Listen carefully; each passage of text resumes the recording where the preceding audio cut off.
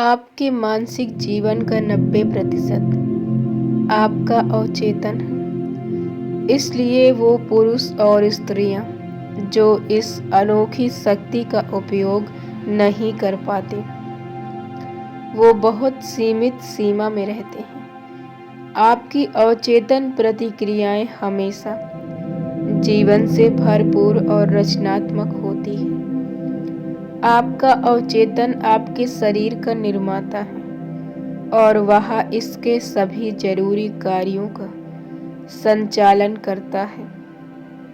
यह दिन के 24 घंटे अपना काम करता है और कभी भी नहीं सोता।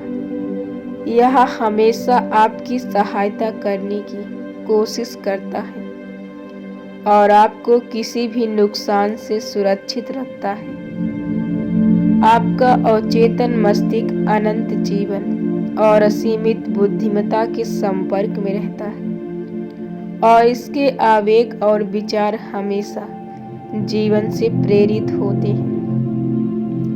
महान आकांक्षाएं, प्रेरणाएं और शानदार कुलीन जीवन की कल्पना का स्रोत आपका अवचेतन है। आपकी गहरी अवस्था वो है जिसके बारे में आप तर्क संगत, विवेकशील अथवा बहस नहीं कर सकते, क्योंकि यह आपके चेतन मस्तिष्क की उपज नहीं है। यह आपके अवचेतन मस्तिष्क से निकली है। आपका अवचेतन आपसे अनंत ज्ञान, आवेगों, आभासों, जानकारियों, आग्रहों और विचारों द्वारा बातें करता रहता है और यह हमेशा आपको ऊपर उठने, आगे बढ़ने, विकसित होने, प्रगतिशील, साहसी और अधिक ऊंचाइयों पर जाने के लिए प्रेरित करता है। प्यार करने की चाहत, दूसरों का जीवन बचाने की इच्छा आपके अवचेतन की गहराइयों से आती है।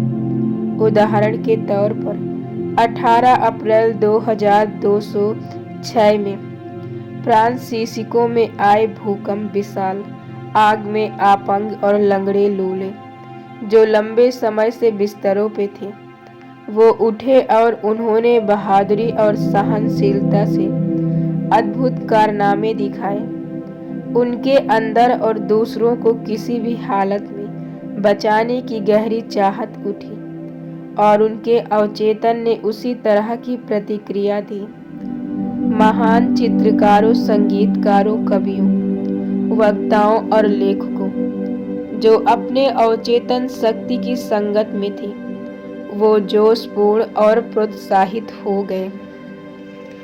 उदाहरण के तौर पर रॉबर्ट लुइस स्टीवेंसन सोने के लिए जाने से पहले अपने अवचेतन को अपनी निद्रा अवस्था में नई कहानियों को बनाने और रचने के लिए ऊर्जावान करते। उनकी आदत थी, जब उनके खाते में पैसों की कमी होती, तब अपने अवचेतन से उन्हें बेचने योग्य अच्छी राहत भरी कहानी देने को कहते।